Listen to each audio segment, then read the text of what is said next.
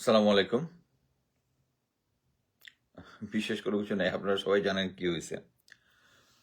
তো আমার কাছে একটা জিনিস মনে হয় যে বর্তমানে আমাদের যে জেনারেশন, এই জেনারেশনটাই তো মেইনলি নির্বাচন, প্রশাসন, আইন শৃঙ্খলা বাহিনী এগুলোর শীর্ষ নেতৃত্বে আছে। সো আমার ধারণা হয় যে অ্যাকচুয়ালি আমাদের প্যারেন্টসরা, মানে আমাদের এই জেনারেশনের প্যারেন্টসরা অ্যাকচুয়ালি আমাদেরকে সততা কি জিনিস এটা আমাদের আমাদের ভিতরে অ্যাকচুয়ালি প্রবেশ করাতে পারে নাই।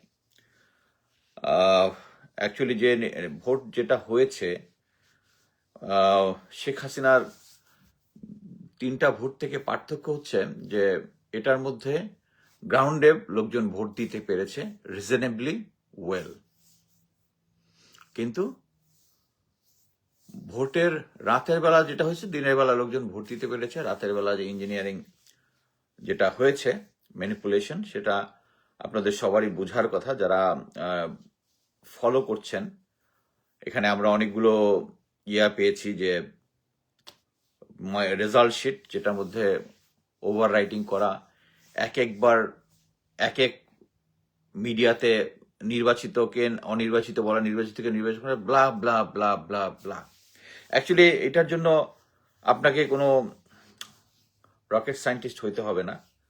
বাট আমাকে সে যেটা মানে একটু কষ্ট দিয়েছে সেটা হচ্ছে যে আমি তো বিএনপিকে সাপোর্ট করতাম, বিএনপির প্রেজেন্ট সিচুয়েশন থেকে চলে আসছি এবং এখনো বিশ্বাস করি যে দেশের জনগণ অ্যাকচুয়ালি ইন্ডিয়ান হেজিমনি, যারা ভারতের সাথে চুক্তি করে এসছে, যারা 59% ঋণ খেলাপিকে দিয়েছে, যারা আওয়ামী লীগ চলে যাওয়ার পর গ্রাউন্ডে চাঁদাবাজি করেছে, তাদেরকে ভোট দিবে না। এবং যখন লোকজনকে ভোট দেয়, আমি যারা যারা দাঁড়িপাল্লায় ভোট দিবে তাদেরকে আটকে দিয়েছে, দিতে মানে যাতে না যেতে পারে ভোট দিতে, সবকিছুই।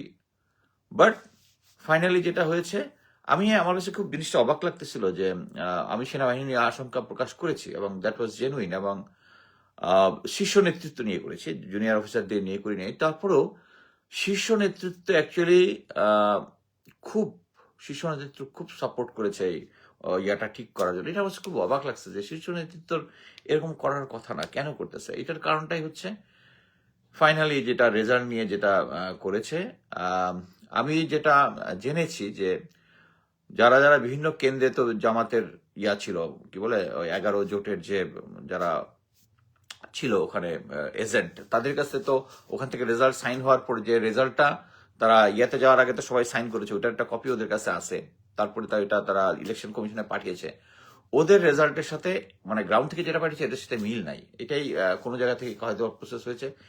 এনিওয়ে, মানে আমি শেখ হাসিনার 17 বছর, তারপরে 1.5 বছর, প্রফেসর ইউনূস খুব হাসি হাসি দিয়ে সবাইকে জানিয়ে দিলেন যে তিনি একটা ভালো নির্বাচন করবেন। তিনি একটা ভালো নির্বাচন করেন নাই।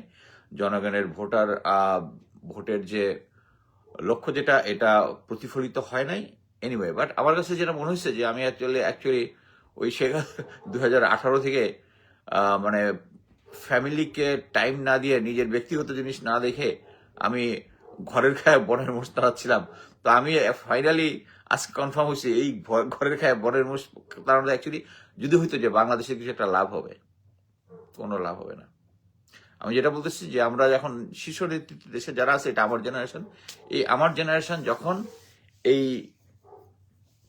তারা অনেস্ট হতে পারবে না, এবং তারা অনেস্ট হতে পারবে না, এটা নাম্বার অফ টাইম